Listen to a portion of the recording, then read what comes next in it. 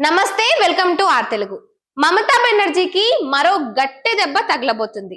ఇప్పటికే తన party TMC party బెంగాల్లో ఓడిపోయినప్పటికీ ఆమె మాత్రం నేను సీఎం పదవికి రాజీనామా చేయనంటూ కూడా చాలా గట్టిగా పంతం పట్టుకొని కూసుంది.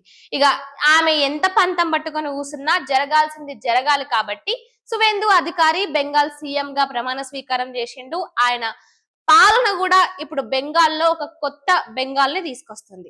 అయితే ఇప్పుడు ముచ్చట ఏంటంటే ముఖ్యంగా మమతా బెనర్జీకి ఇప్పుడు మరో గట్టి దెబ్బ అయితే ఖచ్చితంగా తగలబోతుందంట. ఇటు టిఎంసి పార్టీకి సంబంధించిన మెజారిటీ ఆఫ్ పార్లమెంట్ ఎంపీలు ఇటు బీజేపీ పార్టీలోకి రావడానికి ఇప్పటికే అన్ని కూడా సిద్ధంగా చేసుకున్నారంట. ఒకవేళ ఇదే గాన జరిగితే ఇక బెంగాల్లో టిఎంసి పార్టీ ఖతం అయిపోయిందనే చెప్పాలి. ఇక టిఎంసి పిలుపు కూడా ఎక్కడ ఇటు బెంగాల్లో వినిపించదనే చెప్పాలి.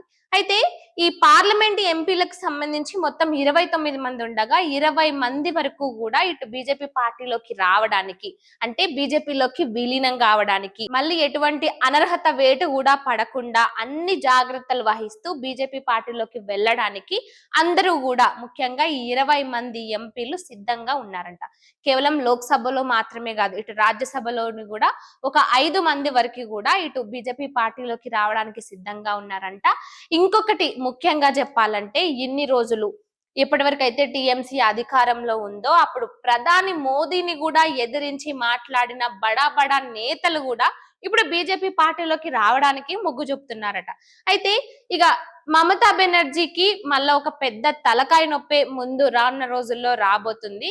అయితే ఇవన్నీ కాకుండా ఏదైతే సువేందు అధికారి అధికారంలోకి వచ్చిన తర్వాత ఇటు బెంగాల్ కి సంబంధించి బార్డర్ లో కూడా చాలా స్ట్రిక్ట్ రూల్స్ పెట్టిండు. ముఖ్యంగా ఇటు బంగ్లాదేశ్ నుంచి చాలా మంది ఇటు వలసదారులు బెంగాల్లోకి ప్రవేశించడం, ఇక వీటన్నిటిపై కూడా ఆయన సీరియస్ యాక్షన్ తీసుకున్నారు. ఇక దీనిపైన కూడా ఇటు బంగ్లాదేశీలు లేదు మమతా బెనర్జీనే సీఎం, మేము మమతా బెనర్జీకే సపోర్ట్ చేస్తాము అది ఇది అని చాలా వరకు కూడా మాట్లాడారు. కానీ మమతా బెనర్జీ టిఎంసి పార్టీ అధికారంలో ఉన్న అన్ని సంవత్సరాలు కూడా ఇటు బెంగాల్ ప్రజల్లో గాని లేకుంటే మిగతా వామపక్షాల్లో గాని ఏ పార్టీకి కూడా కనీసం మాట్లాడే స్వేచ్ఛ కూడా లేకుండా పోయింది.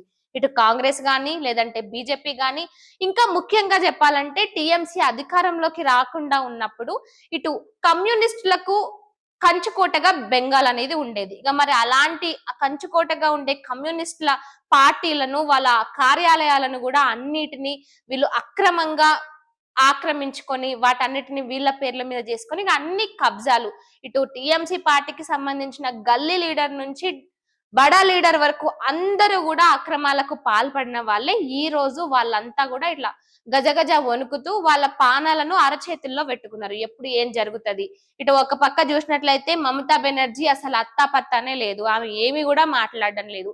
ఇటు పార్లమెంట్ ఎంపీలు గాని రాజ్యసభ ఎంపీలు గాని వీళ్ళంతా కూడా మెజారిటీ వాళ్ళంతా కూడా ఇటు బీజేపీలోకి వెళ్ళడానికే ట్రై చేస్తున్నారు. ఇంకా మీద ఎటువంటి అనర్హత వేటు పడకుండా ఎటువంటి టెక్నికల్ ఇష్యూస్ రాకుండా ఉండడానికి అంటే పక్కా ప్లాన్ తో బీజేపీలోకి వెళ్ళడానికి వాళ్ళు ట్రై చేస్తున్నారు.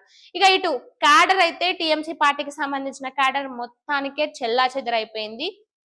ఇటు గల్లీ లీడర్లు గాని పెద్ద పెద్ద లీడర్లు గాని మహా అంటే ఏదైతే మమతా బెనర్జీకి ఎంతో సపోర్టివ్ గా ఉండే అభిషేక్ బెనర్జీ వీళ్ళు మాత్రమే ఉంటారు తప్ప ఇంకా టిఎంసి పార్టీకి అసలు ఇక రోజులే లేవు. టిఎంసి పార్టీ మొత్తానికి కనుమరుగైపోతుంది బెంగాల్లో అనేది అయితే గట్టిగా వినిపిస్తోంది. సో మరి నిజంగా ఇది జరిగితే గాన ఇక బెంగాల్లో మమతా బెనర్జీకి టిఎంసి పార్టీకి రోజులు అనేవి లేవు అనేది క్లియర్ గా అర్థం చేసుకోవాలి. సరే, బీజేపీది మొదటిసారి గెలుపు అయినప్పటికీ కూడా ఆ గెలుపు చాలా పెద్దగా చాలా ఘనంగా ఉన్నది. ఇక ఈ పార్లమెంట్ ఎంపీలు రాజ్యసభ ఎంపీలు కూడా బీజేపీలోకి వెళ్తే ఇక మొత్తానికే టిఎంసి పార్టీకి బెంగాల్ నుంచి టాటా గుడ్ బై చెప్పినట్టే. సో మరి నిజంగా బెంగాల్లోని టిఎంసి పార్టీకి సంబంధించిన ఎంపీలు బీజేపీలోకి వెళ్ళడానికి ట్రై చేస్తున్నారా, ఇందులో ఇది నిజంగానే జరుగుతుందా లేదా, అసలు దీనికి సంబంధించి మీరేమనుకుంటున్నారో కమెంట్ రూపంలో చెప్పండి.